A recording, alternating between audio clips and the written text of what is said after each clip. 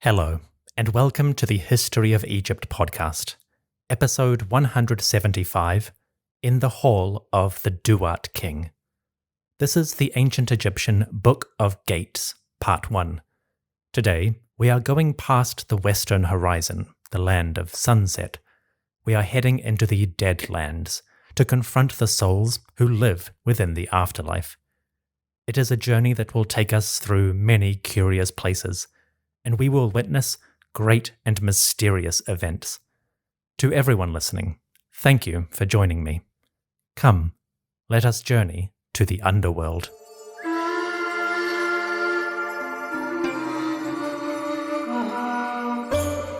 Around 1305 BCE, approximately, an Egyptian pharaoh went to his grave.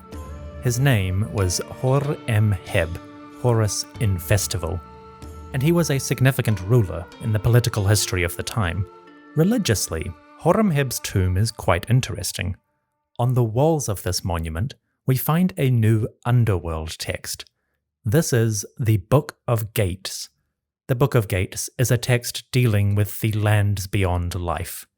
It is similar to famous works like the Book of the Dead or the Duat. The Book of Gates is concerned with the Duat. This is the Egyptian name for the Netherworld, the afterlife, whatever you want to call it. The Duat is a vast land with its own geography and divisions. It exists somewhere outside our world, but connected to it, and what happens in the Duat affects life on Earth. The Duat is home to many beings, including the souls of the dead, monsters and demons who threaten those souls, powerful deities, and of course, the greatest of great gods. On this journey, there will be many strange and wondrous sights. Where did the Book of Gates come from? That's actually unclear. It might have its origins in temple texts, the books that priests would use in their rituals, prayers, and worship. But that is speculative, just a hypothesis. The Book of Gates, so far, only survives on the walls of tombs. We don't have any examples from it from the living world, like the temples. To date, the first known version of the Book of Gates appears in Horemheb's royal tomb number 57 in the Valley of the Kings. Does that mean that Horemheb wrote this text or created it? Not necessarily, but his monument is the first one to show it that we know about. Following this ruler, many pharaohs, including famous kings like Seti I and Ramesses II, would also use the Book of Gates in their own tombs. But its first showing is here, around 1305 BCE. The Book of Gates appears on the wall of a tomb. It is shown in the classic style of ancient Egyptian art. Each scene is divided into 3 horizontal registers. These registers, one above the other, are stacked together, and each of these forms a distinctive unit. There are 12 of those units, representing the 12 hours of the night. Plus, there are 2 additional units that form little interludes and epilogues. More on that later. Visually, the Book of Gates gives a sense of the underworld. Throughout this book, images and hieroglyphs convey pictures and scenes from the land of the dead. We see its geography, its important locations, and the beings or gods who live within the land. In that sense, the Book of Gates is very similar to the Duat, aka the Book of the Hidden Chamber. The Book of Gates and the Duat overlap in many respects, but they have important differences. Long story short, the Book of Gates describes the underworld, the Duat, and it shows the journey that Ra, the sun god, must take through that land. Ra is our protagonist. He embarks on a quest through the Duat. His journey is dangerous, and there are many threats along the way. But Ra is not alone, and he will meet deities who protect him from danger.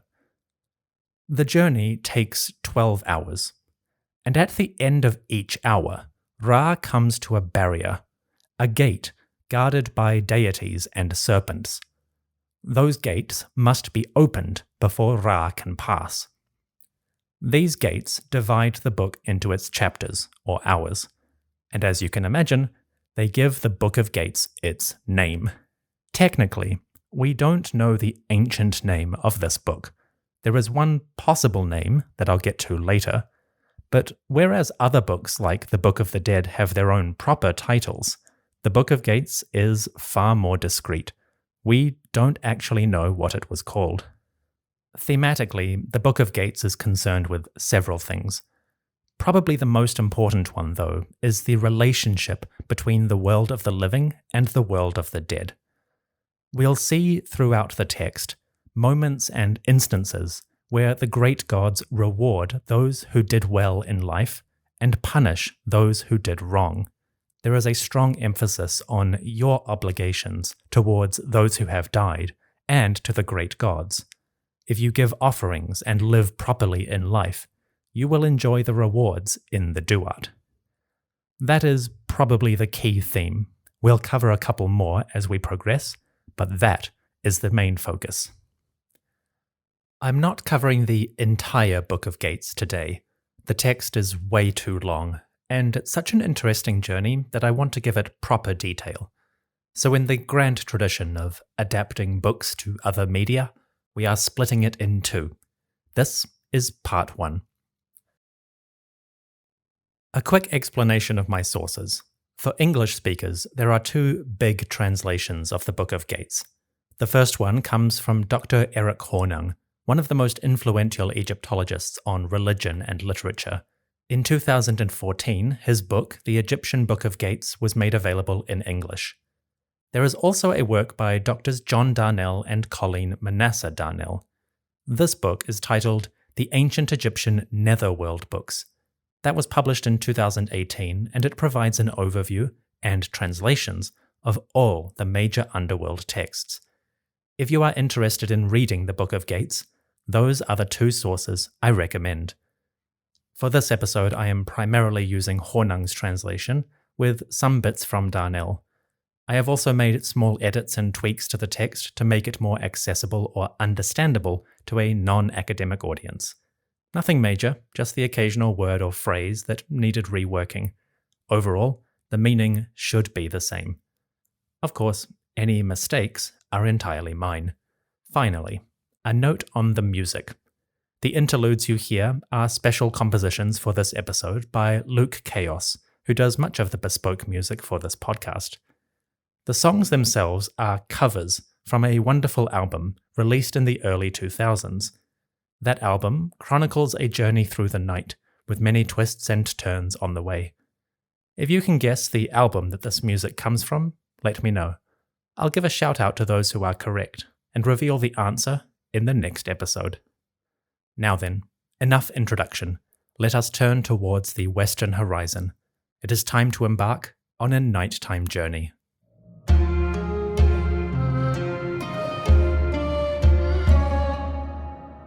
Our story begins on the threshold. In the first hour, we do not enter the Duat straight away. Instead, the sun god approaches the entrance to the Duat. The entrance is located somewhere in the western desert. When Ra arrives at this gate, he is greeted by the gods of the desert, the Netcheru Zemit. Ra himself appears in his solar bark, the great boat or barge which he will use to sail through the underworld. In the artistic imagery, Ra appears as a beetle.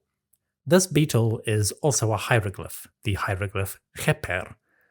Kheper, or Khepri, can mean manifestation or even to appear.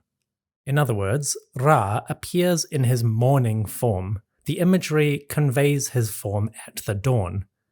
Basically, it predicts his successful journey through the underworld. Ra is not alone in his solar bark. He is accompanied by 2 deities. A figure stands to either side of the beetle. One of them is called Heka, meaning magic, and one of them is called Sia, meaning divine perception. It's not clear if these are literally 2 gods, or if they are simply personifications of a concept. Magic and perception are tools that Ra and the deceased will need to progress through the underworld. Perhaps the imagery is simply telling us, to cross the Duat, you need these attributes and skills. Either way, Heka and Sia appear on either side of the sun god in almost every image. Ra approaches the entrance to the Duat, and he is greeted by the gods who wait outside within the desert. Now, he comes to the first gate. Gate number 1 appears as a doorway. It is tall, with a serpent between the door posts. This depiction is quite simple compared to what comes later, perhaps because this first gate is the entrance to the Duat. You don't want something too ostentatious for a mysterious land. The gate, or maybe the serpent who guards it, is called the One Who Guards the Desert, and upon the gate, hieroglyphs recite a text. It says, "He, the serpent, is upon this door. The serpent will open this door for Ra. Sia, divine perception, says to that serpent, open your gate for Ra. Open your door for he of the two horizons." Behind the gate, the hidden chamber, or the tomb, is in darkness, until the forms of this god appear. Behind the gate, the hidden chamber, the tomb, or the underworld, is in darkness, and it will remain that way until the forms of Ra appear.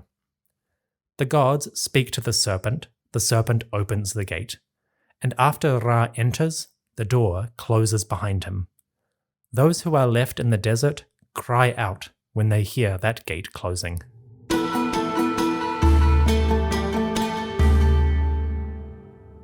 Ra passes the first gate. Now he enters the Duat itself. Ra comes into the underworld, and immediately he is greeted by 12 figures. These figures are collectively called the Doers of Ma'at. They are the people who, on earth, acted properly, gave offerings to the god and to the deceased. As a result of their piety and good action, they become part of the blessed within the underworld. Now, Ra does not appear as a beetle. He appears in his more classic form. He appears as a human male, but with a ram's head. This is the form of Ra that exists during the nighttime. The name of this form is Ra, or the flesh of Ra. He sits within a shrine upon his bark, and around that shrine, a long serpent coils. This serpent is called the Encircling One, or Mehen. Once again, Ra is accompanied in his bark by Heka, magic, and Sia, perception. Ahead of the bark, there is also a crew of 4 human males. These are called the Duat dwellers, or Duatiu. They clutch a rope, and they pull the bark of Ra through this hour. As Ra is greeted by the blessed dead, the people who acted properly on earth, he speaks to these gods. He says, "Behold, I have tied on the fillet or headband, and I have taken possession of the shrine which is in the earth. Sia, perception, and Heka, magic, have joined me to manage your affairs, to assign you your duties. One will not remove breath or life from you. The wrongdoers will not enter the Duat after you. Your offerings are yours." Ra acknowledges those who acted well in life. He protects their breath, confirms their offerings, and his 2 assistants, Heka and Sia, will give each soul a place and a role in the Duat. Having entered the land of the dead, Ra immediately begins acting as a ruler. He protects the obedient, fulfills their basic needs, and he establishes the proper order of things. Like the pharaoh on earth, Ra organizes society for the dead. Moving past the do-gooders, Ra now comes to their opposite. A line of figures bent over, with their hands tied behind their back, stand before the sun god. These figures are the wrongdoers, those who acted improperly, who did not follow the path of Ma'at during life. These figures are bound and bent, and they are guarded by a deity who holds a staff or a spear. The description is evocative. It says, "These are the desert dwellers in the Hall of Ra. They are the ones who have complained on earth, those who have spoken wrongly against Ra. They are the oppressors who have offended the two horizons. The deity guarding them, wielding a staff or a spear, punishes the wrongdoers, and that god calls out to them, taunting and lording it over the damned.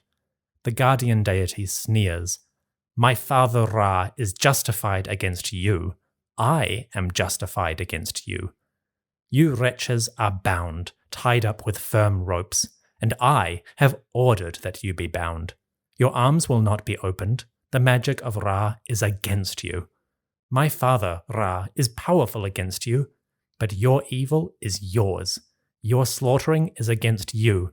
Your punishment is upon you. You are summoned to wrongdoing.'"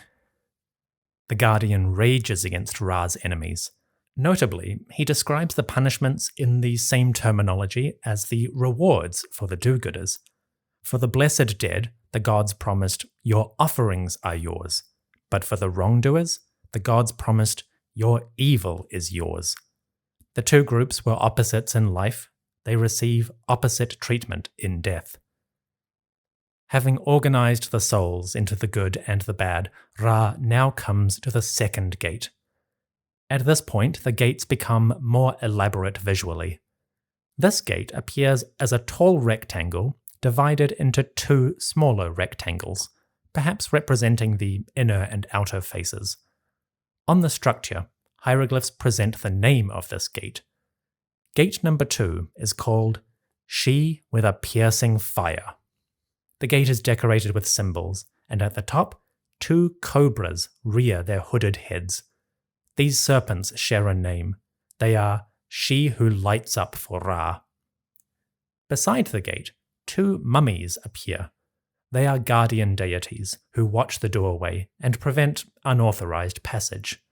The names of these mummies are the one who devours the non-existing and the one who swallows blood, which well, that's pretty metal. The guardian figures, cobras and mummies, bow before Ra. The serpents open the gates, and Ra passes the threshold.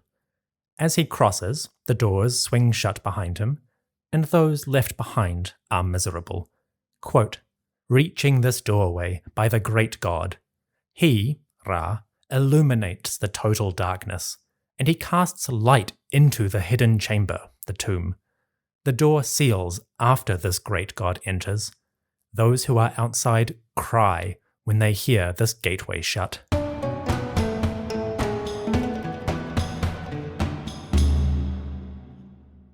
Ra passes the second gate and enters the third hour.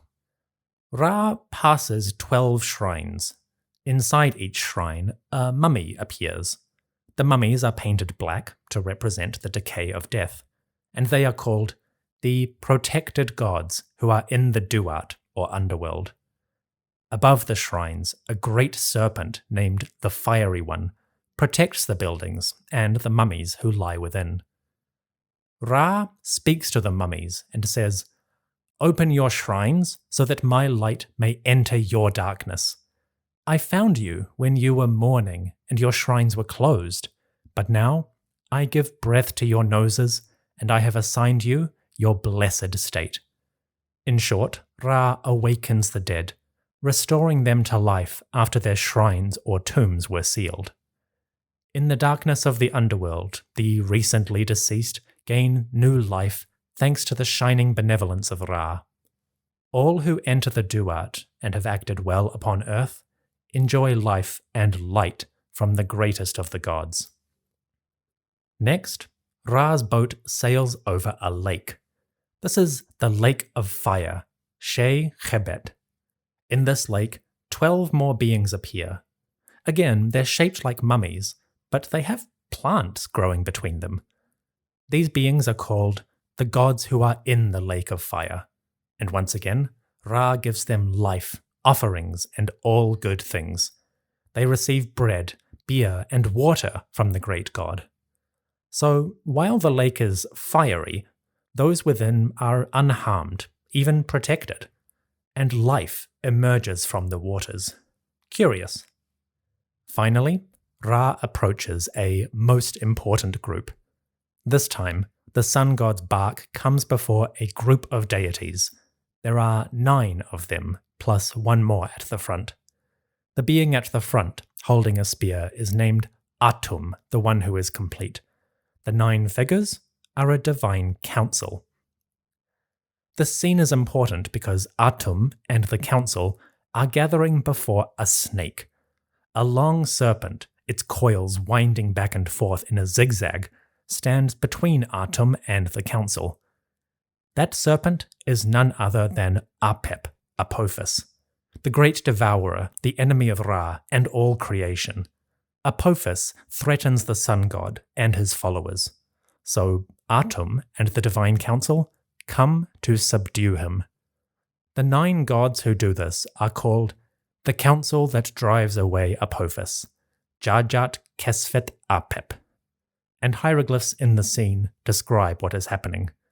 The glyphs say, quote, "That which Atum has done on behalf of Ra, he praises Ra and he overthrows the rebel, Apophis. Atum himself speaks to Apophis, and he says, 'You, Apophis, are upside down so that you cannot rise. You are enchanted so that you cannot find yourself. My father, Ra, is justified against you. I am justified against you.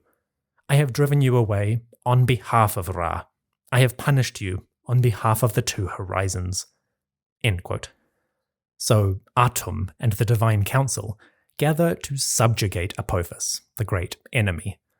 Naturally, they are victorious, for they work on behalf of Ra. They drive Apophis to the ground so that he can never rise.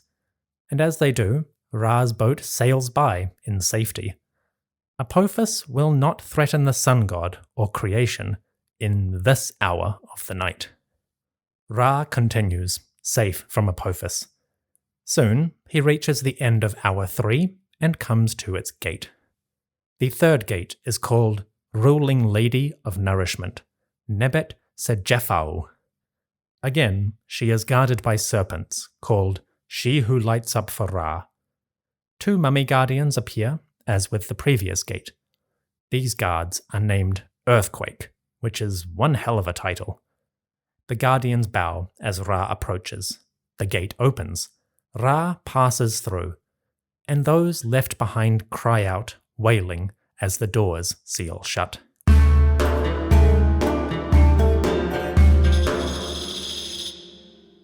The solar boat now enters the 4th hour. I won't spend too long here, but there is one aspect I want to talk about. In this hour, the text deals heavily with time, the concept of duration, eternity, everlastingness. At the beginning of this hour, various gods come forth to praise Ra, and they specifically emphasize his power over time. The gods say, quote, "Hail to you, Ra of the 2 horizons, the permanent one, or one without end, the master of years, the one who is duration, time that cannot be ended." End quote. In other words, the gods call out to Ra, explicitly identifying him as the infinite, imperishable Lord. This is important. You see, in hour 4, time itself is undergoing a process of rebirth. Ra continues sailing, but soon he reaches a pit. A great hole or expanse opens up in the underworld. Within this pit lies a snake, a coiled serpent. The snake is a goddess. Her name is the Removing One, she who gives birth to 12 serpents, which she destroys and which she swallows afterwards. What does that mean? Well, the answer appears next to her. On either side of this pit and the serpent, 12 goddesses appear. The women stand in 2 groups of 6, with names next to each other. These goddesses are the hours, the 12 hours of night. The snake is their mother. Apparently, The fourth hour of the Duat is one of the places where time itself is renewed and reborn. The serpent within her pit devours each hour of the night. She eats one of the goddesses. But in turn, the serpent gives birth to those goddesses, those hours, every night. Thus, time is constantly renewing. Within the Duat, the very essence of night and its hours renews and reforms.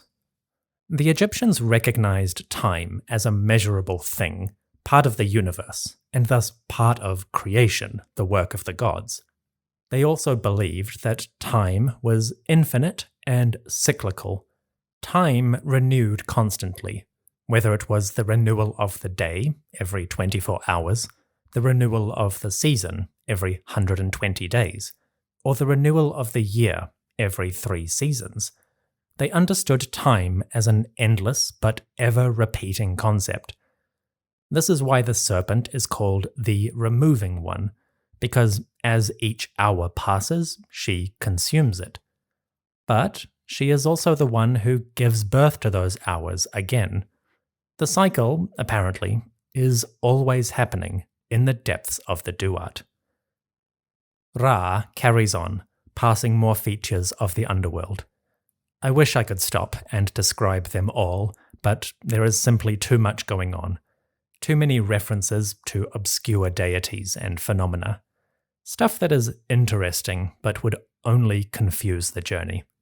So let's move on. Inevitably, Ra, upon his solar bark, arrives at the next gate. Gate number 4 is called She Who Does Her Duty. This name is actually a pun. Although it translates in English as She Who Does Her Duty, that entire concept is summarized within one word, irit. The pun here is that the verb iri means to do, and irit is the noun duty or responsibility. So calling the gate irit, the authors capture a full sentence and 2 distinct concepts in one word. The scribe must have been pleased with themselves. Anyway, more serpents appear guarding the gate. They are named She Who Lights Up for Ra. There are more guardian mummies, named the Devourer and the One Who Draws Near, which sounds ominous. But Ra and his comrades are unperturbed. They command the gates to open, and the guardians oblige. The solar barge sails on, and as the great doors close behind it, those left behind cry and wail. The night progresses, the hour passes once more.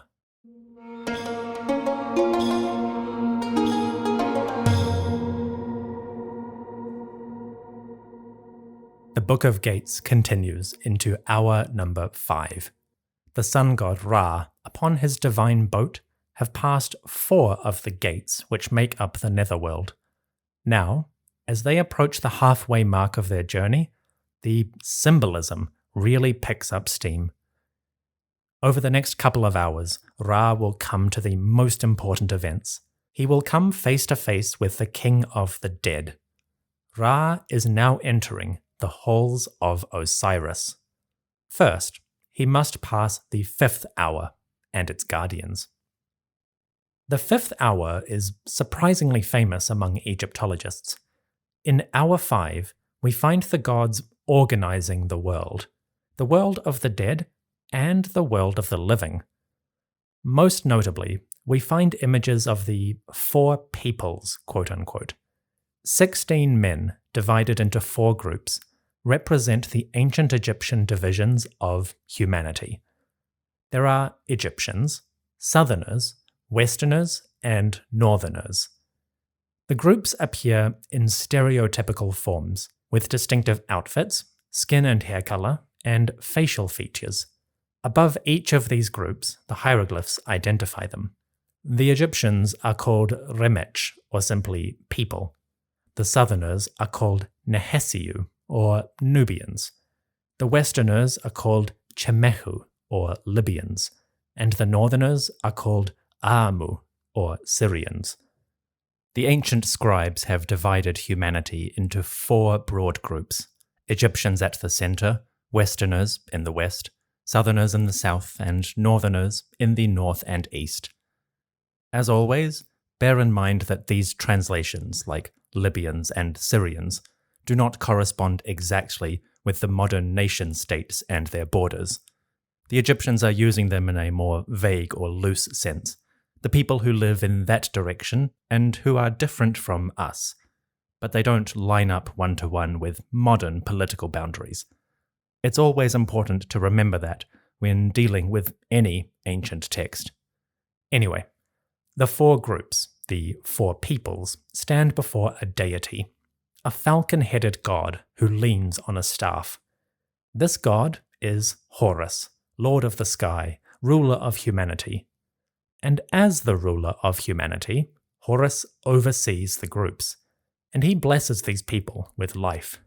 Quote, Horus speaks to the cattle of Ra, aka humanity. He says, "Effectiveness be to you, cattle of Ra, you who came forth from the Great One, who is in the sky. Breath to your noses, Egyptians, for you are the tears of my shining eye. Great is the water of the Creator for you, Syrians. And Nubians, you are the one whom I struck, but I am content with the millions who come forth from me. As for the Libyans, I have sought my eye, and so you have come into being." End quote. That was a bit strange, but the gist of it goes like this. Humanity is divided or organized according to the god's will. Each one of them have their various mythological attributes, and Horus acknowledges those as he gives them different forms of his blessing. It gets into the Egyptian concept of the earthly world and how people are organized within the natural system, but that's a topic for another day. So let's move on. Humanity is divided and organized. Ra passes over them and, presumably, approves of the system. Soon, he comes to gate number 5. The 5th gate is named the Ruling Lady of Lifetime, Nebet Achau. It has the usual guardians, great serpents named She Who Lights Up for Ra, and mummies named He with the True Heart and He with the Mysterious Heart. The mummies and the serpents bow as Ra approaches. The gate opens, Ra sails through, and as the doors close behind him, those left behind cry out in anguish. It is now time for the Hall of Osiris.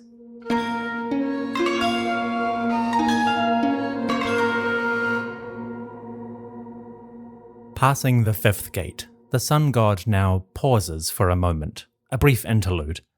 This next chapter takes place slightly out of time.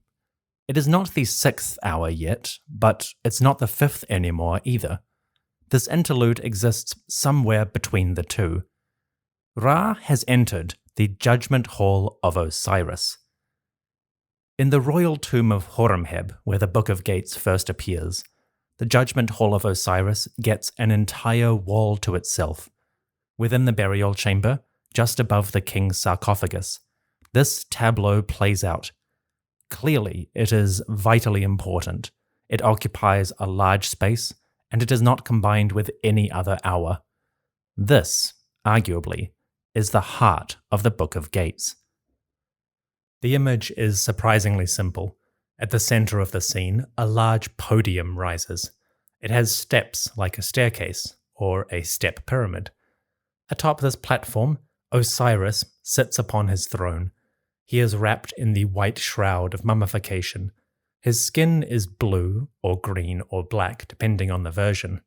In his hands, he holds royal scepters, the crook, the flail, or the ankh. And on his head, Osiris wears the double crown, the red and white, emblems of the ruler of all Egypt. Before Osiris, a pair of scales stand ready. These scales are a separate deity, a god whose job is to weigh and measure the conduct and words of the deceased. The job is important. Above the scales, we get a description of his work. Quote, the one who causes the distribution of offerings and the appropriate portions to the blessed dead, the one who weighs the deeds with the scales, so that the wrongdoers and the damned cease to exist, the one who judges and protects the eye." End quote. The god of the scales does three things. He measures the offerings to ensure all of the good people get their proper share. He weighs the actions of the dead to find the liars and the cheats. Those people, he simply de-exists. Finally, the god of the scales passes judgments. The message is simple. Here, in Osiris's judgment hall, there is no hiding the truth. You will be assessed, and any threats will be removed completely. The god of the scales does not mess around. You may have seen images of these scales in other texts, like the Book of the Dead. In those images, the scales often have Anubis or Thoth dealing with the weighing. Here, there are no intermediaries. The god of the scales does the job by himself, on his own merits. Osiris, seated on his throne, watches the proceedings. But in this hall, the dead come directly before the great god. Other deities appear within the scene. Most notably, we see a monkey and a pig. These two animals appear. The monkey is chasing the pig, who flees the scene, attempting to escape. This image may seem comical, but it has an important religious message. The monkey is a god, the god Jehuti, or Thoth. He acts as a guardian, protecting Osiris and the dead, and he chases away the pig.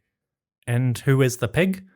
Well, that is none other than the great god Seth.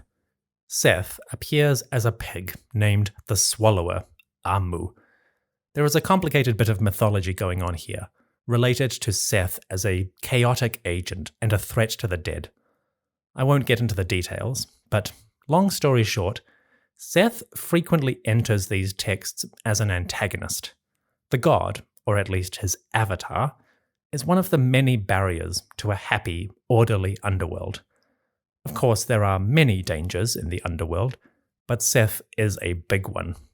And of course, Seth was responsible for murdering Osiris, leading the king of the dead to come to the underworld in the first place. As a result, well, it's only natural that he appears here as a major threat to Osiris. But the artists did not want to draw Seth fully, so they replaced the god with a pig. In the depths of the underworld, the swine with the cloven hooves was a threat and a menace. Many religions have a similar idea about these animals. Whenever the pig appears, it is fleeing. A monkey god protecting Osiris chases the swallower away. In some texts, the monkey even forces the pig to spit up anything it has swallowed. Here, the message is laid bare. Quote, "The ones who are monkeys exalt you, Ra. When this pig appears, the monkey causes it to spit up that which it has swallowed. The words of the dead are praised as the monkey renders judgment. He is Thoth." End quote. So Thoth, Jehuti, appears in his primate form. He drives away Seth and protects the halls of Osiris. In the heart of the Duat, justice and its guardians are hard at work. Seth is not the only important figure in this scene. The rest of the images include various secondary gods. Some of them are friendly, like the god of the scales, who weighs the words and punishes wrongdoers. But there are also enemies, the enemies of Osiris, Chefetiu User. These come forth just so that Osiris can crush them beneath his feet. Osiris, quote, orders his enemies to the place of destruction, and he slaughters them. Again, the scene has a very simple message. Osiris, the king of the dead, is victorious. His enemies, wrongdoers, falsehood, chaos, fall away, unable to contain this great god. Osiris is the one who overcame his own death and achieved a second life, an eternal life. Having done so, Osiris offers hope to those who live on earth. And most importantly, he provides the final link in the great circle of life. Things are born, things grow, things die, and that may seem to be an end. But because of Osiris' resurrection and his resulting power, there is a new stage. Life is born, it grows, it dies, and it is born again. The natural world exists in a constantly renewing cycle.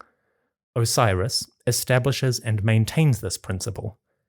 Chaos is a constant threat that may swallow up life and destroy its rhythm. But life cannot be contained. Life breaks forth, emerging from the earth, to renew at the dawn. Honoring the great deity, the dead come before Osiris. They ascend the staircase on his podium. Before them, the scales wait to pass judgment, and here the hieroglyphs give the core message. Quote, "The blessed dead, the Ark spirits, are in the west.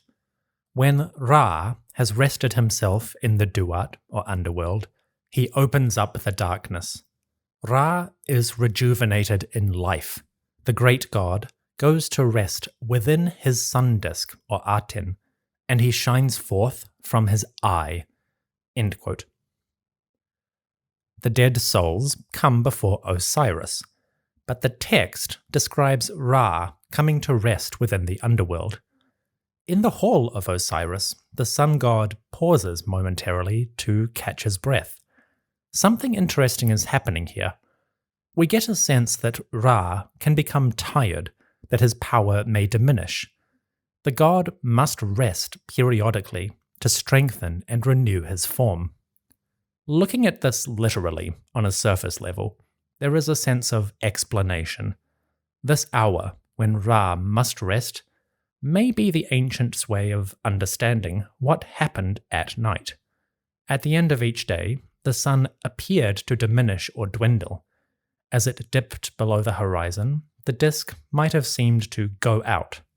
But obviously the sun did not die. It reappeared in the east at each new day. So where did it go in those hours of darkness? What happened to it? And how did it return full of new energy in the morning? So at the most basic level, there is a sense of explanation for a natural phenomenon. Going into the more metaphorical side of things, we can see a parallel between Ra's journey and that of a living being.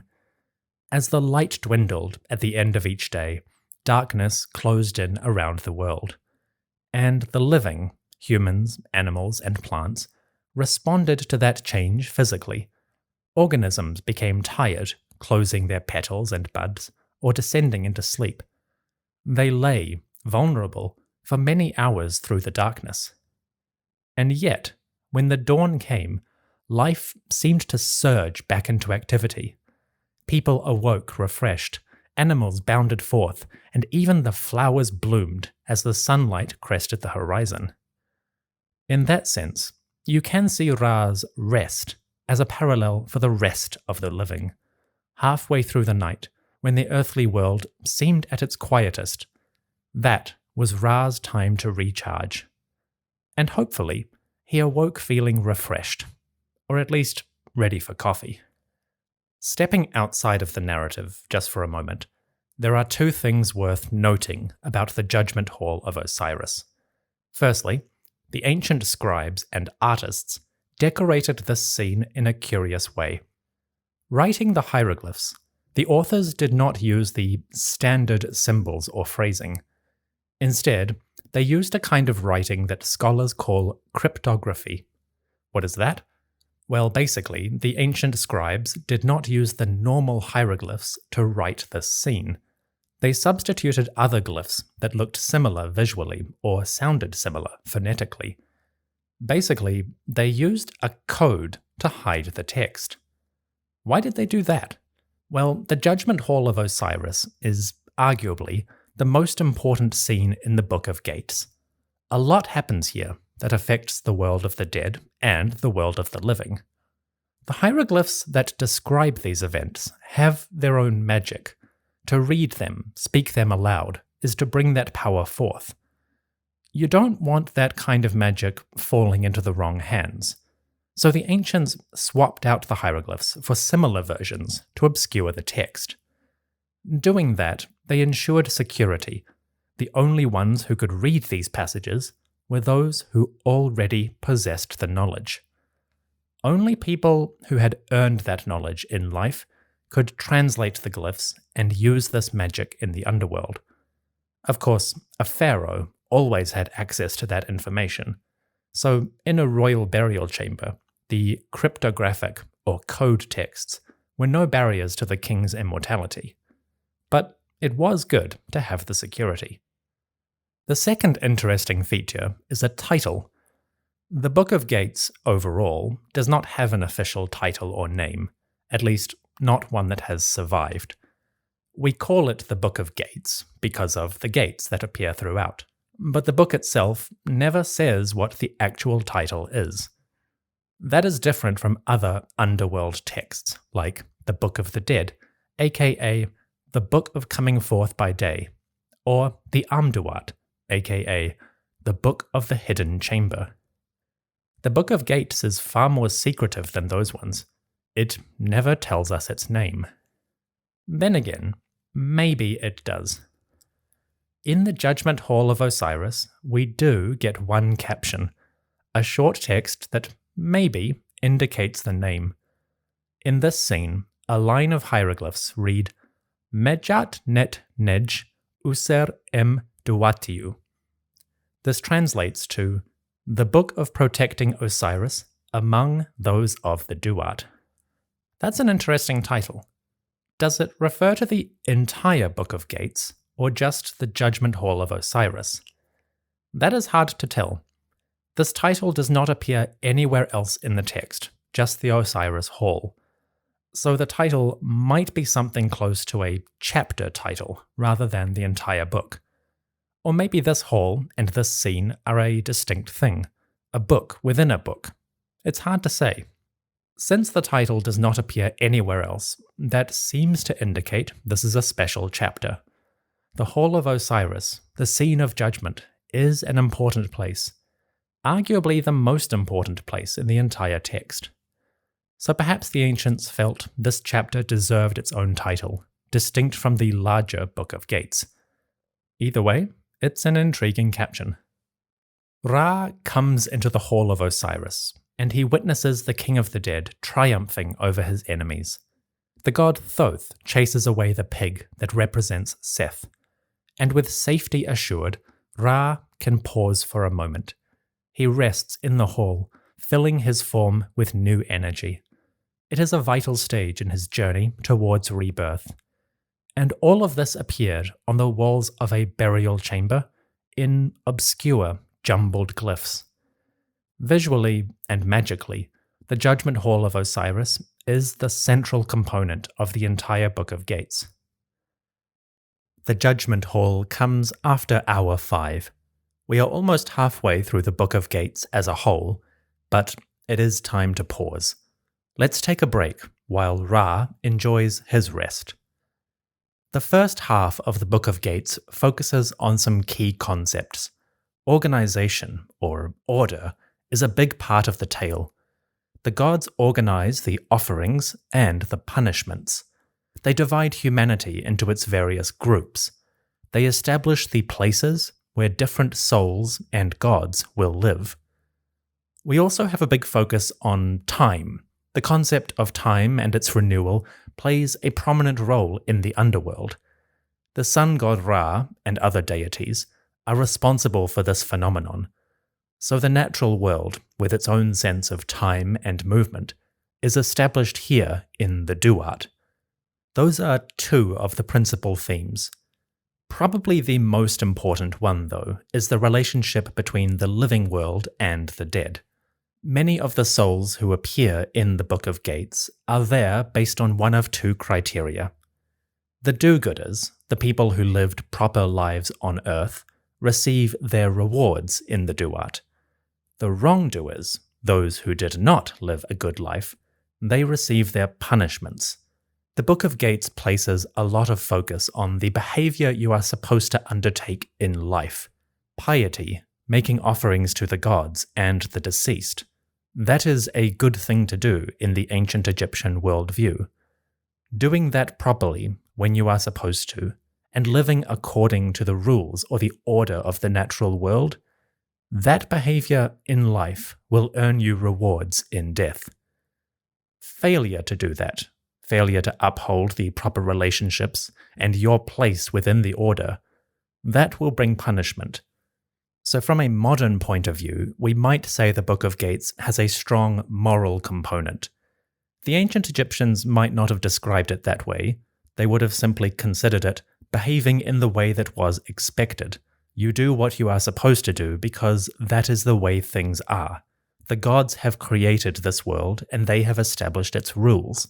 Those who obey will receive the blessings of the gods. Those who do not, those who rebel, they will receive punishment. It's a strong message, and it's strongly worded throughout the text. Repeatedly, we see the good people, the blessed dead, or Ach spirits, receiving offerings and rewards from the various deities.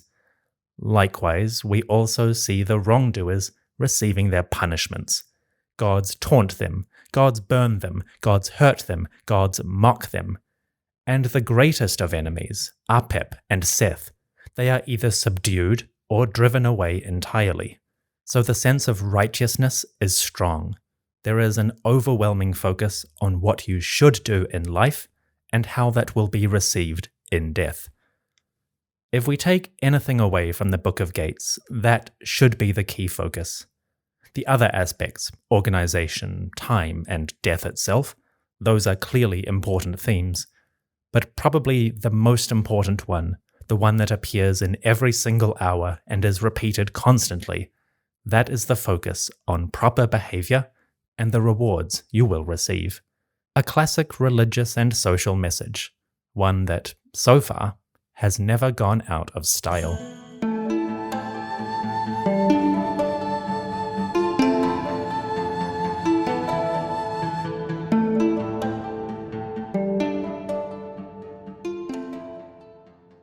Ra left the Hall of Osiris and carried on into the next hour of the night.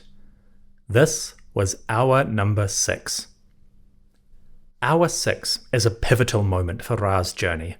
Here, exactly halfway through the night, the sun god would undergo a powerful ritual, and he would do something quite interesting. In this hour, Ra came face to face with his own corpse. As Ra's boat, the solar bark, enters the 6th hour, he meets with 12 gods. They are males, with long hair and beards, and they wear an interesting outfit. The gods have kilts, short skirts down to their knees, but on top, they seem to wear shawls. The gods appear wrapped in cloth, kind of like a poncho. The outfits vary in color, from white to yellow to dark red, and the cloth seems to constrict their hands and arms. In fact, we can't even see the gods' arms or what they are holding. The reason for that is simple, but complicated. The 12 gods, wrapped in linen, are carrying Ra's corpse. In the depths of the underworld, the sun god's body itself must be energized. This body is called Shetau, which translates as the mystery. It is not clear if that is the literal name of the corpse, or if it's just a way to obscure the actual name. But these 12 gods have no arms or hands, because they are hidden by the invisible corpse of Ra. That may sound strange. Why reference any of this if you're not going to show it? Well, the hieroglyphs convey the essential information, and the deceased pharaoh would understand what was happening. But in ancient Egyptian thought, words and images had their own power or magic. So something as important as the corpse of Ra, that needed to be protected, hidden from direct view. The artists do not show the body, they merely show its effects. The 12 deities who carry this mystery corpse are partially obscured by it, but the body itself remains safely hidden. The hieroglyphs explain the gap between art and reality. Quote, "The 12 gods are those with hidden arm, who carry the mystery, the sun god's corpse. They carry the mystery of the great god, which those in the underworld cannot see. But the dead, the deceased, they can see the mystery when they come to the Ben house, near the place where the corpse of this god is. End quote. Essentially, the living cannot see Ra's corpse because the artists have not drawn it, and minor deities or dangerous beings within the Duat also cannot see it. Only the blessed dead, the ones who acted properly in life and gained entrance to the Duat, they can see the corpse. The do-gooders are rewarded with a glimpse of Ra's fundamental nature, and when they come to a place called the Ben house, they can see that corpse. The Ben is a reference to creation. When the universe was forming, the first piece of land or matter was called Ben. In ancient Egypt, the Ben itself appeared at the top of obelisks and the peaks of pyramids. So as long as the dead souls visit a necropolis or a temple, they will see the corpse of Ra. The idea seems to be a link between the world of the living, with its physical monuments, and the world of eternity, with its places of mystery and power. The gods carry the invisible corpse of Ra, and the sun god speaks to these deities as they do so. Quote, Ra says to the 12 carriers, "Receive my image, embrace your mysteries, so that you may rest in the Ben house, at the place in which my corpse lies. That which is in me, my essence, is a mystery, and your arm conceals it." End quote. The 12 gods participate in a key ritual. They are concealing or protecting the mystery of Ra, the very essence of his power. Doing this, the gods keep Ra safe from his enemies, like the great devourer, Apophis. For if Apophis, or any threat, cannot see the corpse of Ra, they cannot consume it. So the 12 deities are not just porters carrying a body, they are helping Ra to journey safely past the dangers. The next caption explains this part. The 12 gods speak to Ra, and they say, quote, "Your Ba, soul, belongs to the sky, O foremost of the horizon, Ra. It is your shadow that crosses the mysterious place. Your corpse belongs on the earth, even though you are in the sky. We restore Ra to the sky, since you are separated from the earth and your corpse. You, Ra, breathe when you rest in your corpse, which lies in the Duat." End quote. I had to edit and adapt this passage to make it a bit clearer, but the gist is that Ra's corpse, his mystery, remains on Earth and within the Duat. But of course, Ra is a sky god, crossing the heavens by day and shining on the earth. These deities protect the corpse of Ra, while the sun god is crossing the daytime sky. And when Ra comes to the 6th hour of the night, they help him to reunite with his body. Why is this happening? Why is Ra's corpse in the underworld at all? Why does he even have a corpse? Why did the Egyptians create such a convoluted story here? Earlier, I touched on some of the literal and metaphorical explanations within the Book of Gates. For one thing, the text outlines the reasons why every night the sun disappears, why it seems to go out in the west and then reappear at dawn in the east. The Egyptians did not know why this happened, so they seem to have treated it as a story of life, death, and renewal, which makes sense in its own logic. The idea of Ra having a corpse and coming to meet with it every night kind of ties everything together. If the sun god sailed across the sky and the Duat, he would remain essentially distant. But the Egyptians understood that sunlight and heat were powerful forces on the earth. Light brought life to the fields, the flowers, the animals, and humans. So the ancients viewed nature as fundamentally connected. Everything affected everything else. That was especially true of the sun. So while it may seem strange for Ra to have a corpse at all, it was a powerful metaphor. It brought Ra to Earth, literally. It made him more accessible in certain ways. And it explained that mysterious power of the sunlight to encourage growth and life. Ra has a corpse so that he is connected to this world, both the living world and the underworld. He does not simply hang out in the sky, he unites with the earth, and everyone benefits. The rest of Hour 6 connects Ra's mystery to life and to death.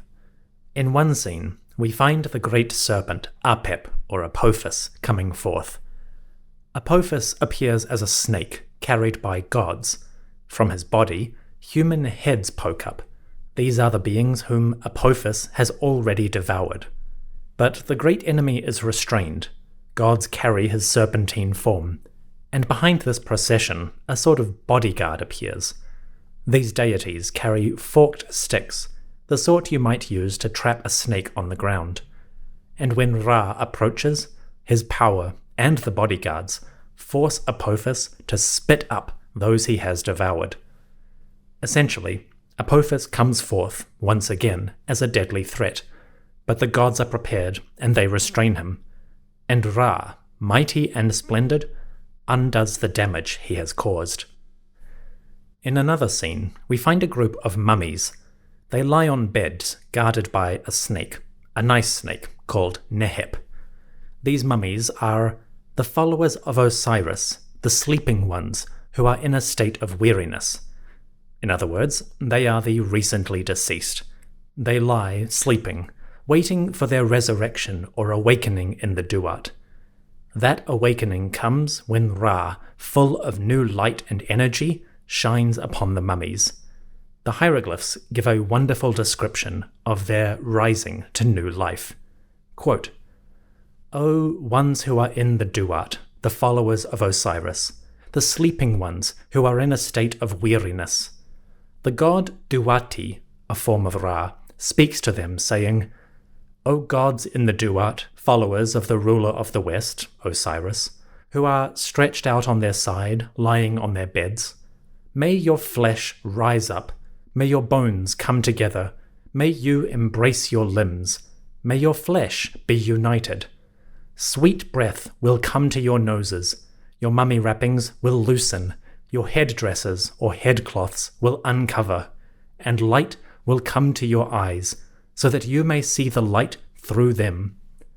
Raise yourself from your weariness to receive your fields, the estates that belong to you, and the water that belongs to you, who are content with Ra. For these deceased, their refreshment is water. The serpent Neheb is guarding their corpses, but their souls, their bars, they move to the field of reeds to take hold of their refreshment.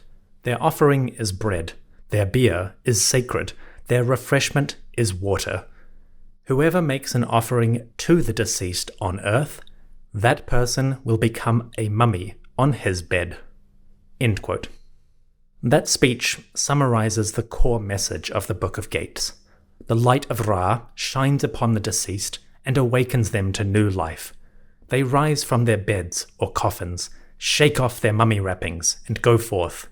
They receive farmland to till and offerings to sustain their energies. And for the living, the promise is made clear. Anyone who gives prayers and offerings to the dead, to the gods, will receive this treatment in eternity. It is a simple message, simply conveyed, but it captures the essence of the Egyptian Duat. Live properly on earth, look after those who have died, and you too will enjoy eternity in the fields. Ra carries on, and he comes to the 6th gate. This gate is called the Artifact of its Lord, or Chemut Nebes. She is guarded by serpents and mummies who protect the doors. Ra, on his boat, sails up to the gate. His two assistants, Magic and Perception, speak to the guardians. The doors open. The solar barge sails through. The doors close behind. And those left in Hour 6 cry out, as the sun carries on. That was a long chapter, but it needed to be. Hour 6 is one of the most important sections of the Book of Gates. Along with the Judgment Hall of Osiris and Hour 5, it forms the core of the overall book. Having completed this section, we are now beginning to rise back towards the dawn. The story is going to pick up pace. The next few hours will be shorter, much lighter, and as we get closer to the dawn, we begin to see the climax of the action. The god Apophis is restrained here and there, but he's still a threat, and as we will see, he has many dangers left to offer. In fact, it's about to turn into a war.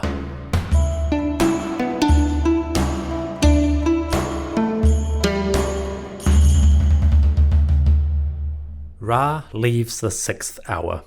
At this point, he has passed the halfway mark of his journey. He has gone through the deepest, darkest region of the Duat. Now, he is beginning his ascent. From hours 7 to 12, Ra is now moving towards the eastern horizon. That does not mean things get easier. In fact, Ra is going to face some great dangers. Let's explore. Hour 7 is concerned with offerings and supplies. We see deities carrying baskets full of goods and long stalks of grain. Again, these gods are the do-gooders, the people who acted properly on earth, made the right offerings, and received their rewards in eternity. These do-gooders help to gather the supplies that will feed and nourish the blessed souls. And Osiris himself watches these people, and he promises them eternal supplies and nourishment. We also find a scene of punishment. Tall poles, or stakes, appear in Hour 7. The poles have heads shaped like jackals, and against each stake, a pair of captives stand bound and tied. The prisoners have various names, like the enemies of Ra, the violent one, and the enemies of Osiris. These rebels or traitors receive their punishments. They are bound, tied to the poles, and executed. A guardian deity, Atum, speaks to the poles themselves, the stakes which hold these prisoners. Atum commands the stakes to, quote, guard the enemies, grasp those who will be punished. Their reckoning is beheading. Ra has issued a decree against them, and he commands their slaughter. End quote. This reminds us that the Egyptian underworld was not just a place of happiness and eternal glory. It could also be incredibly violent. The wrongdoers receive brutal punishment. They are bound and beheaded. This is the flip side of divine justice, the darker side of Ma'at. The rest of Hour 7 is concerned with the offerings. Gods appear with sickles to harvest the fields and the crops. They carry the supplies so that everyone will receive their nourishment. It is a pretty little scene overall. Just don't mind the bloodshed in the corner. Now, Ra comes to the 7th gate. This one is called She Who Shines, or Peschit. Again, the gate is protected by serpents and mummies. These mummies have curious names. One is called the Deficient One, or maybe the one whose eye is damaged.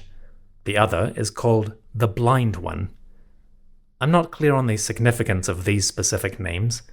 Perhaps this deep into the night, the Guardians are in darkness more often than not. But the later hours don't have quite such negative names, so maybe these two are just unlucky. Blinded, damaged, they stand before Gate 7. Of course, Ra's beautiful light is warm, and they recognize his presence. As the sun god approaches, Ra's two assistants, Magic and Perception, command the deities to open the gate. The doors swing wide, and the solar barge passes through. As he crosses the threshold, the doors close again. Those left behind wail and lament.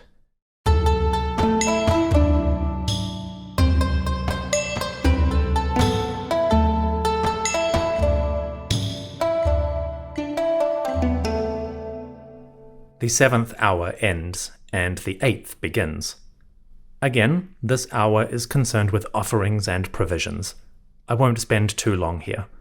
We see deities carrying ropes that have some connection to Ra's mystery or corpse. The hieroglyphs talk about these ropes uncurling and progressing, and as they do, Ra's light shines forth, and his mysteries become powerful.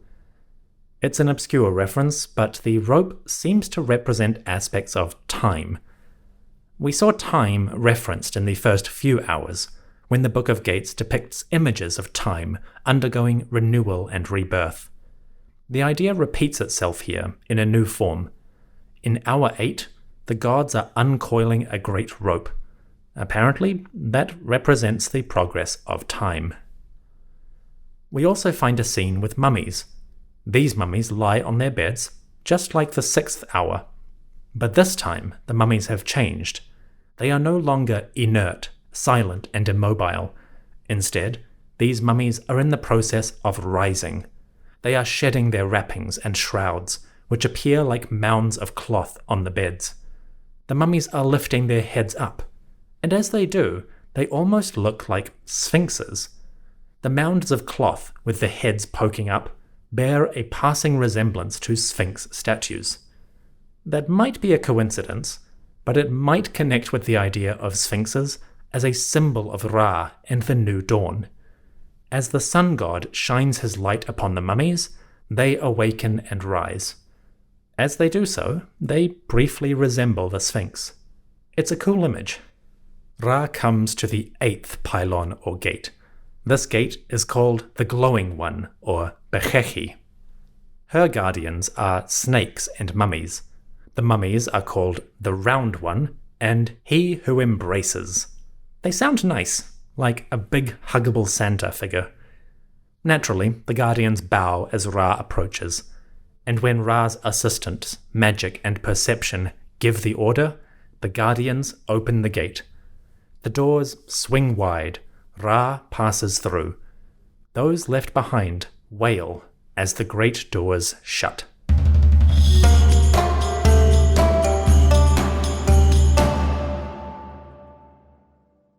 Ra comes to the 9th hour. This chapter is unique within the Book of Gates. Most of the scene is taken up with a lake. A vast pool opens up before Ra. The waters, which appear like zigzag lines, contain the dark shapes of bodies. Human figures lie within the pool, and the hieroglyphs label them as the ones who are immersed or submerged, the ones who are capsized or shipwrecked, the swimming ones, and the stretched out ones. This image conveys a great fear of the Egyptians. Since they lived in a river-based society, and transport was mostly by boat, the threat of drowning was great. A reed boat might capsize, a barge might collide with rocks or another ship, a hippopotamus or crocodile might attack. Sailing on the Nile brought great danger. The chances of drowning or accidents were a common occurrence, and likely a very common way to die. The problem with drowning was the destruction or loss it brought to the body. At the very least, it would be hard to recover those who had drowned in the Nile. Their bodies would sink to the bottom, beyond the reach of even the strongest swimmers. On top of that, there was always the threat of the crocodiles and the hippos. So if you sank into the Nile or the sea, your body was probably lost. The ancient anxiety around this is quite understandable. Throughout the Book of Gates, we have seen references to the mummies or the bodies of the deceased. But if your body was lost, not preserved, how could you access the Duat? How could you ensure your security and eternal life? You can imagine the fear, that deep animal fear, of anyone who witnessed or experienced this kind of loss. Fortunately, Ra takes care of everyone, even those who have drowned. As his barge sails past this lake and those who lie within it, the hieroglyphs offer hope. They say, quote, "O you who float, who are in the water, look upon Ra who passes by. Ra cares for the gods, and he provides for the spirits. Stand up, you weary ones, behold, Ra cares for you. Ra says to the drowned, you who are submerged, your heads will rise. You who have capsized or shipwrecked, I give rowing for your arms. You who are swimming, I give speed for your movement. You who are spread out, I give breath for your noses. May you have power over your water. May you be content with your refreshment. Your souls, which are upon the earth, are satisfied. They are not destroyed. End quote. Ra offers assistance to the drowned, so he gives hope to the living. I find this passage quite evocative. Even if somebody perishes in the Nile or the sea, the sun god will still reach them. The light sparkling on the water will rescue the souls of those who have gone under. And in the Duat, Ra will give these people the energy to escape from their watery prison, to rise up from the river or the sea, and to reach the next world. It is a kind gesture, and possibly a great relief to a deep-seated fear. Ra saves the drowned, and he sails his barge through the 9th hour. Soon he comes to its gate. The 9th gate is called Great of Authority, Art Shefshefet. It is guarded by serpents and also by mummies. The mummies are named one who encloses the earth and one who carries the earth. So either they're talking about earth, like soil, or these mummies are incredibly large and incredibly strong. Take your pick. The mummies and serpents open the door as Ra's boat approaches. The sun god and his friends sail through. The gate swings shut, and those left behind wail as the solar barge passes.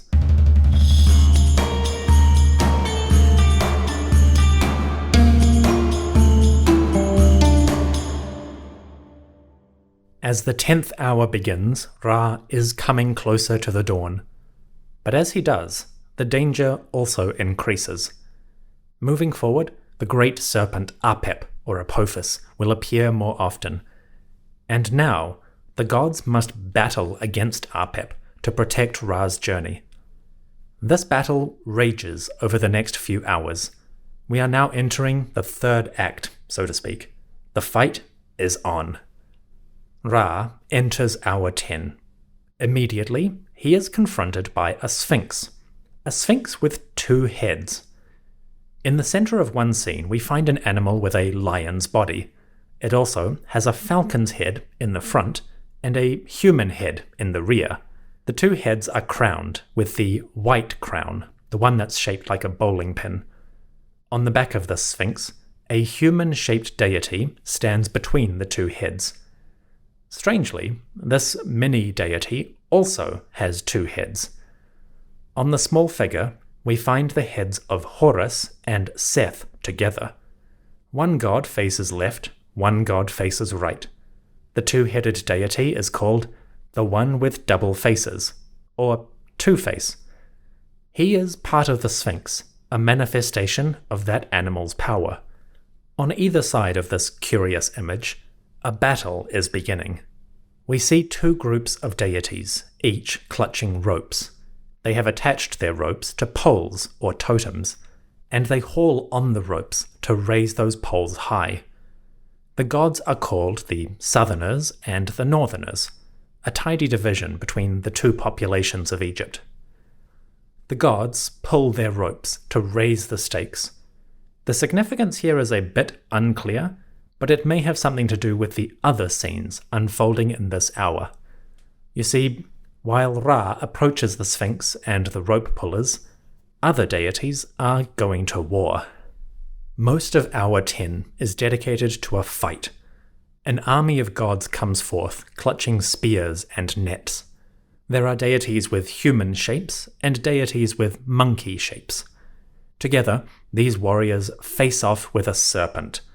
The great coiled form of Apep, Apophis, rises up against this army. In this scene, Apep is free, unrestrained, and so he poses a direct threat to the sun god. Apophis, Apep, lunges forth, but the warrior deities charge into the fray. The hieroglyphs convey their resolve and their inevitable victory. Quote, "The warriors are like this, carrying their spears. They guard the tow rope of Ra's boat, and they prevent the serpent, Apep, from approaching the boat of the great god. They follow Ra in the sky. These are the gods who fight on his behalf within Nut, the sky. The tow rope is in their hand, and it is fastened to the foot of Khepri, Ra in the dawn. It is these gods who drag Ra into the sky, and they say, 'Ra comes behind his manifestation, he emerges to the sky. To the sky, Great One! Hail, we place you upon your throne, by means of the tow rope that is in our hands.'" End quote. The warrior deities face off against Apep, doing battle with the serpent. As they do so, other deities haul on the ropes to carry Ra's boat through the hour. With their help, Ra is ascending towards the dawn, where he will appear in his morning manifestation, Khepri. So it is a moment of great danger, but Ra is not alone. His army is fighting the dragon. Of course, the fight is not over. Not yet. In fact, the war against Apep will continue over the next hours. And it will escalate as Apep brings forth his own army to battle against Ra. The rest of the hour touches on obscure religious ideas. They would take a long time to unpack. But long story short, as Ra is approaching the dawn, his light is bringing new energy to all the deities. Even gods like Horus, Lord of the Sky, King of Humanity, and Seth, the great storm god, even they are strengthened with Ra's warmth. So as the dawn approaches, and Ra's rebirth draws nearer, everyone stands to benefit. Ra traverses the 10th hour, and his army faces off with Apep. As they battle, Ra's boat carries on to the 10th gate. This gate is named Gesserit, or Joserit, which means the Sacred One. Joserit is guarded by snakes and mummies, the latter of whom are called the Roaring One and the One who uncovers. It's not clear what he uncovers exactly. Maybe he removes the shrouds or wrappings to free the dead from their coffins. Or maybe he uncovers himself like an exotic dancer. Either way, Ra approaches the gate like a celestial Elvis. The gods are literally disrobing before the king. The doors open, the solar barge passes. Ra has left the building. As the 10th hour ends, Ra's journey is beginning to reach its climax. The great enemy is free, unrestrained, and a battle has begun to rage. After the break, we will explore the final phase of the Book of Gates. As he enters the 11th and 12th hours, Ra will come to the very limits of the Duat. But before he can achieve his great victory, he must overcome his enemy. Will he succeed? We'll find out in a moment.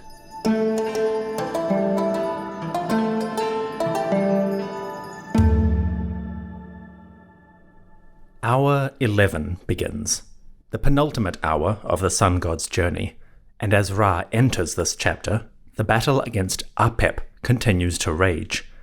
In fact, it is expanding. Apep, Apophis, is no longer alone. He has brought some buddies to assist him. As the army of Ra faces off against Apep, more serpents enter the fray. There are 4 of them. The leader is named the Roasting Flame, Wamimti, and the other 3 are the ones born of weakness, Mesu Bedshet. So Apep's forces are growing. The danger is closer than ever before. What's worse, the ancient authors throw a complication at Ra. Apparently, the sun god's boat runs aground in this hour.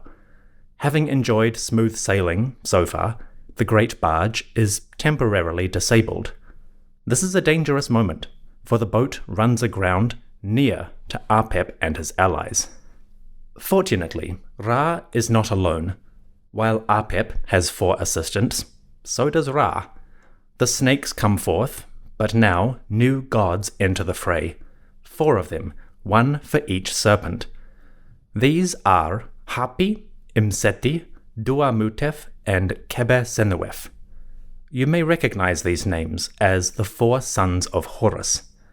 These deities often appear on canopic jars. They protect the viscera or organs of mummified humans. The sons of Horus are a popular feature of underworld art. They appear on coffins, sarcophagi, shrines, and the walls of tombs. Well, they're not just pretty faces or jars, they are powerful deities in their own right. The 4 sons each climb atop one of the 4 serpents, Apep's allies. They restrain these snakes, holding them down and subduing them with ropes. Other gods come into the fray to help, but the 4 sons often appear as the main warriors. So Apep brings new friends, but so does Ra, and the battle inevitably turns against the serpent. In the rest of this scene, long processions of deities come forth. They swarm around Apep, tying him down with ropes. There is quite a collection of them. The first god is a woman, Selket or Serket, the scorpion goddess who often protects the dead. Selket restrains Apep, and in some versions she even climbs on top of the great dragon, bringing him down herself. Selket is followed by her troops. These are gods with knives and ropes named the Binders or the Fetterers, Intiu. There are gods who have serpents for heads, 4 serpents each to be precise. They are called Henchiu, the Slaughterers, which sounds wicked. Another group are called Necheru Jajiu, the gods who cut throats. And there is a curious deity who takes the form of a giant fist. In the middle of this scene, emerging from the ground, a huge hand reaches up to grasp the rope which binds Apep down. This fist is called One with the Hidden Body. So I guess there's more to him, we just can't see it. The point is, this deity comes forth to fist the enemies of Ra. In the midst of this hour, we see an interesting feature. A group of deities come forth representing the stars. 12 gods, carrying boat oars, gather in one section of the hour. They are called the gods who do not know perishing, aka the imperishable ones. This is a reference to the stars that circle around the North Pole. These circumpolar stars do not set or rise, they remain visible always above the horizon. For the Egyptians, the circumpolar stars were an important symbol of immortality, and we have references to these deities going all the way back to the pyramid texts. They were meaningful symbols, which makes sense. After all, if those stars never vanish below the horizon, they never die, so to speak. So those deities, or stars, were closely linked with the concept of eternal life. We also find groups of deities that represent the hours. 12 goddesses, with stars above their heads, carry a rope to pull the boat of Ra. This is a reference to the 12 hours of night, and we actually saw these goddesses earlier. Back in Hour 4, the 12-hour goddesses showed up in the process of their own death and rebirth.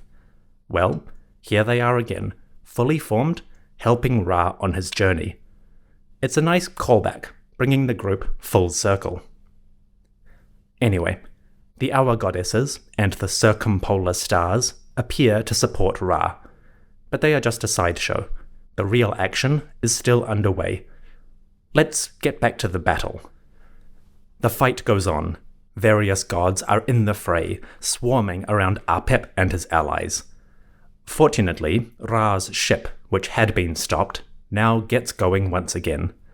Assisted by the hour goddesses, who pull the tow rope, the solar bark lifts off and resumes sailing. As it does, the army of Ra calls out to their lord. Quote, "They, the warrior deities, raise themselves up for Ra when he appears and approaches them. They say to Ra, 'Shine forth, Be powerful, dual horizon. Behold, we have overthrown Apep, who is bound in ropes. You do not approach your enemy, O Ra, and your enemy does not approach you. Your safety is established, while Apep is smashed in his own blood. He is punished, while Ra stops at the hour of rest. The serpent is like this. It is Selket who puts on his ropes. Knives are planted into the one who is terrible of face. Apep is restrained." End quote. The battle ends. Ra's warriors are victorious. Selket, the scorpion, ties Apep up into a bundle, and the army lets out a shout of their victory. The 4 sons of Horus subdue the 4 allies of Apep. The conquest is achieved, although Ra and his servants are not quite finished with the snake. The enemy is defeated and restrained, but he must be punished. That will happen in the next hour. Hour number 11 is the final culmination of the struggle. The danger reaches its peak as Apep almost attacks Ra directly. Only with great energy, violence, and bloodshed can they subdue this enemy. But they must do so now, before Ra reaches the dawn. If peace is not restored before the nighttime ends, Apep will rage unbound throughout the Duat. So Ra's enemy must defeat him before he reaches the end. It is, literally, the 11th hour. The Great Barge passes the battlefield and approaches the 11th gate. If Apep was thinking of attacking that gate, he would be sorely mistaken. The pylon rears up, guarded by serpents and mummies. The mummies are called He Who Cuts Down and the Violent One. Just the absolute tough guy units of the security detail. The gate itself bears the name One with Mysterious Initiations, or Mysterious Inductions. Basically, it's a gate that only opens for those accepted or initiated into the religious cults. Those with special knowledge of the gods and the rituals are the ones who may pass this gate. Of course, Ra and the Pharaoh know all of those mysteries, so the gate opens at Ra's approach, and those left behind wail as the doors swing shut.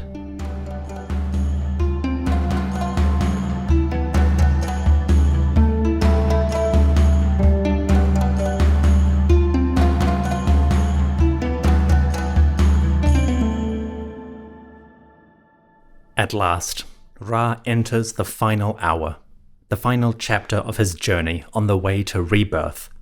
We are close to the surface, close to the living world, and as a result, we start to see gods representing earthly phenomena. As Ra's boat enters the 12th hour, we see a group of deities holding up discs. The discs kind of look like basketballs, but they represent the sun in its daytime appearance. These gods are going to facilitate Ra's reunion with his earthly form. Hieroglyphs describe these gods. Quote, "They carry the sun disk of Ra, Aten en Rau. It is they who unite the Duat with the sky. They do this by means of the disk that is in their hand, and they guard the gate of the land of the dead, until Ra goes to his rest in the womb of Nut." End quote. The deities carrying the sun disks are guardians. They will use these symbols to unite Ra in the Duat with his daytime earthly form, and they protect this final hour as Ra prepares to be reborn.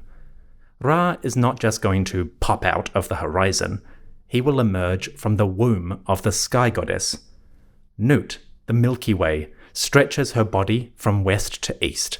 In the dawn, Ra will emerge from her birth canal. So everyone is getting ready for Ra's re-emergence. But he doesn't do it alone. Deities will assist. We also find gods carrying stars. These deities carry the sparkling lights that brighten the sky by night. Of course, some stars also linger into the dawn, glittering while the sun rises over the horizon. These gods also facilitate the transition, as the stars vanish or appear with the movements of Ra on Earth. There are other deities as well, more abstract gods. There is a group of males carrying staffs, who are the ones who establish portions for Ra. They seem to mark out the movements of the god through the sky, and also the offerings he will receive. There are deities with ram heads, who are the ones who nourish the gods who are in the sky with offerings. Deities with falcon heads come forth. They are the ones who established the shine, or sunlight, who give a hand to the boat crew, which is in the 2 boats of Ra. They cause the boat's navigation in the sky. So the falcons facilitate the movement of Ra's barge, or bark, through the daytime sphere. Finally, there are goddesses. 8 women, seated on thrones made of snakes, hold stars in their hands. These goddesses are the morning stars, 4 for the west, 4 for the east. They praise Ra, quote, "After he has gone forth, the child who goes forth in his manifestations, Kepru. It is these goddesses who conduct the rowing of the boat crew in the bark of Ra. They attend to Ra when he comes to this gate." End quote. So as Ra approaches the end of the 12th hour and the beginning of dawn, he is guarded and aided by various deities. Before Ra completes his journey, there is the lingering question of Apep. The great serpent was defeated in the 11th hour battle. Now he must be punished. We see the enemy in a pitiful state. The serpent is chained to the ground, held down while gods come before him. A group of deities, some human-shaped and others with jackal heads, approach Apep. They carry long crooks like a shepherd's staff, and they hold forth knives. These gods are called the Divine Council that punishes Apophis. Quote, "Their staffs are in their hand, and they receive their knives so that they may punish Apep. It is they who execute his slaughter and cause damage to him. The ropes of this rebel, Apep, are in the hands of the children of Horus. The children of Horus grasp Apep when they are in the sky. They put on his bindings, or fetters." End quote. Apep is bound, tied to the ground, and the gods bring forth blades against him. The great enemy receives his punishment for threatening Ra and creation. Doing that, the way is clear for the sun god to leave the Duat. The underworld is safe, danger is repelled and restrained. Everyone can rest when the great god leaves. It is time for Ra's rebirth. The sun god enters the final phase of his journey. Here, multiple deities gather to witness and support his departure. A group of baboons appear, carrying hieroglyphs in the shape of human fists. The primates are here to praise the sun god. Quote, "It is they who proclaim Ra in the eastern horizon of the sky. They announce this god with their hands." End quote. The baboons praise Ra in the dawn. Apparently, they use their hands to greet the deity when he rises from the east.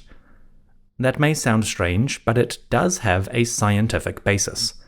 Many animal species respond to the dawn in a specific way. As the sun rises, these animals will bask in the light, warming themselves after a cold night. Baboons are one of the species in which this behavior is recorded, and primates, specifically, will often raise their hands to warm them in the sun. For the ancient Egyptians observing this behavior, it may have seemed like the animals were greeting the dawn, and in a way they are. So baboons have a prominent place in the worship and symbolism of Ra. As the sun god approaches his rebirth and the dawn, these baboons are ready to raise their hands and praise him.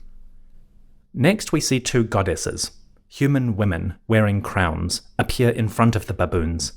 The 2 ladies each wear a crown associated with the south and north of Egypt, the white and red crowns respectively. One goddess is called Imentet, or She of the West. Imentet wears the white crown. The other goddess is named Zait, or She of Sais, a town in the far north. Zayet wears the red crown. These goddesses are also here to witness the birth of Ra, but Imentet and Zayet will not leave the underworld. The hieroglyphs specifically say, quote, "The goddesses turn back at this gate." So they will witness the dawn, but they will not emerge from the Duat. Imentet, the Western lady, and Zayet, Sais, must stay behind. So the 12th hour has a lot of gods, a nice party welcoming Ra and ready to see him off. We are almost at the end of the group, but there are just a few more deities I want to mention. First, we have some human males who are bent and stooped. They are the Old Ones, Iautiu. These old folks are called the doorkeepers of the mysterious place. They remain in this location, guarding the gate which Ra is approaching. Then we see a god with a cat's head. This deity is called Miuti, the cat-like one. Miuti is also a doorkeeper who remains at his place and guards the final gate.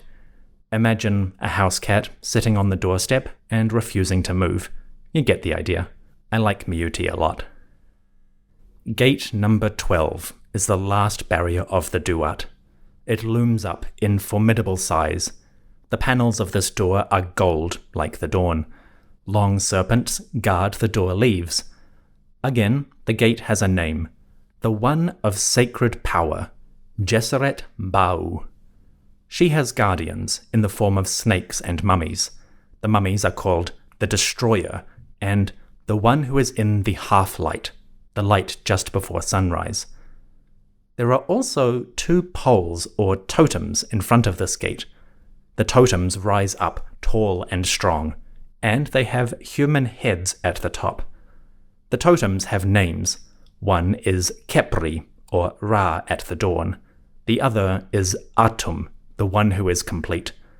These great gods, Khepri and Atum, manifest as these totems to guard the final door, and they come to bear witness to Ra's passing and rebirth. Khepri and Atum are both heavily associated with Ra in ancient Egyptian religion. Khepri is the beetle, and Ra often appears as Khepri in artistic scenes. Atum, meanwhile, is one of the great creator gods, and in temples he is often connected directly with Ra. So as the final moment approaches, 2 of the most important deities are here to witness, protect, and participate in the rebirth to come. The solar bark approaches gate number 12. On the boat, Ra's 2 assistants, Heka, or magic, and Sia, perception, utter their final commands. Sia calls out to the gate, "Open your door for Ra. Unlock your door for the horizon dweller, Aketi. He, Ra, has gone forth from the Duat, so that he may rest in the womb of Nut, the sky goddess." At Sia's command, the vast gate, she of sacred power, opens wide. Ra, on his boat, passes out of the underworld, entering the sky of our world. His rebirth is here. The gate swings shut behind, and those left in the underworld now find darkness, or night, descending on their lands. The Duat dwellers cry out, wailing, as their day ends and the earthly day begins. The journey is complete. Ra is victorious.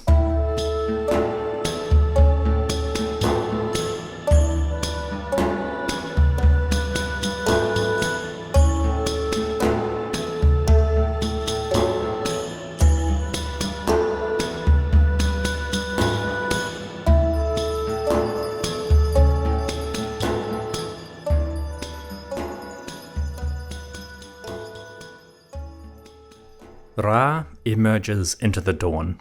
He has passed safely through the Duat and its many dangers. With magic, perception, and the help of some friends, he has done what the eternal ruler should. He has banished chaos and threats in the form of Apep or Seth. He has rewarded those who acted properly in life, blessing the do-gooders with offerings, drinks, and farms to live their lives. He has punished those who acted improperly, destroying the wrongdoers with great violence and fury.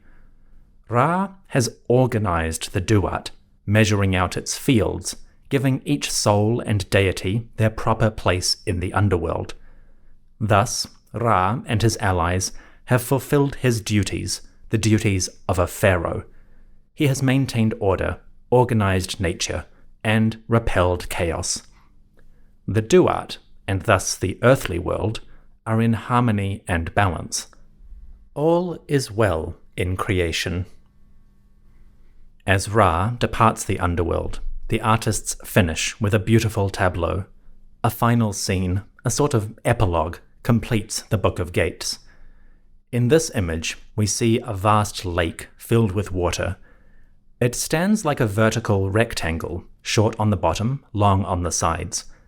At the bottom of this lake, a human male rises up, his arms outstretched. This is a god, the god Nun, aka the infinite ocean from which all life and reality emerges. Nun comes forth, raising his arms, and he lifts up the boat of Ra. The solar bark appears in the middle of the scene. Now it is full of deities, including famous beings like Isis and Nephthys, the sisters of Osiris. We also find Shu, the god of air and light, Geb, the lord of the earth, Heka, magic, and Sia, perception, among other deities. In the center of the bark, the sun god Ra appears. He has shed his human form and now appears as the beetle. This beetle is Khepri, which literally means to appear or to manifest. Khepri is Ra at the moment of sunrise, and we see this in the art. The beetle rises above the bark, and in his two forelegs, or mandibles, we see a huge sun disk. The beetle lifts the sun up so that it crests the horizon and brings light to the earth. The dawn has come. Above the beetle and the sun disk, we see the sky. A goddess appears near the top of the scene. She is upside down, reaching out to the sun disk as Khepri raises it. The goddess is Nut, the sky and Milky Way. She takes the sun in her arms so that she may give birth to it and bring forth a new day. But that is not quite the end. Just as Nut reaches out to receive the sun, she in turn is supported by a small figure. Just behind, or below Nut, we find an image of Osiris, but he doesn't appear in his normal form, a human male with crowns and thrones. In this image, Osiris appears as a male whose body stretches out behind him, almost like a snake. Osiris's body curves to encompass a small circular area. In that area, we find hieroglyphs that label this space as the Duat. Osiris encircles the underworld, and the king of the dead, with his land, stand just behind the sky goddess. The image is strange to look at, but it conveys a simple idea. Reality and existence is divided into separate spheres, but those spheres are connected. The three realms, earth, sky, and underworld, are unified. This is conveyed through the overall picture. At the bottom of the scene, the god of the infinite waters, Nun, lifts Ra up so that he may bring the dawn. Above, the sky goddess receives the dawn, helping to start the day on earth. But just behind Nut, the king of the dead is waiting in his kingdom. The next evening will bring Ra back to the Duat. So the three realms of existence are connected. The underworld links to the earthly world links to the infinite waters link to the underworld. They are separate but united, linking up in a cosmic cycle. A new day arrives. The cycle of eternity can begin again, and as Ra emerges from the eastern horizon, the sun god is feeling good.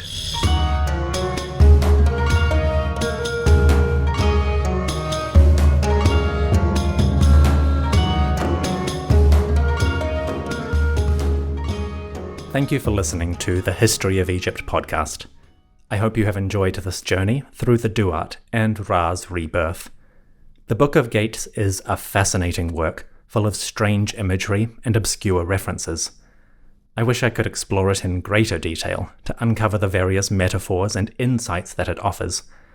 Alas, the book is vast, running dozens of pages when translated to English. Hopefully, the future will offer us opportunities to revisit parts of this book. After its first appearance in the royal tomb of Horemheb, the Book of Gates would show up in many royal burials. The pharaoh's tomb chambers, even their sarcophagi, bore scenes and images from this book. So we'll see the Book of Gates again, and maybe there will be chances to dive into smaller scenes or references. For now, we must bid farewell to the Duat and the Land of the Dead. My special thanks to Luke Chaos, who produced the musical interludes you heard between each hour.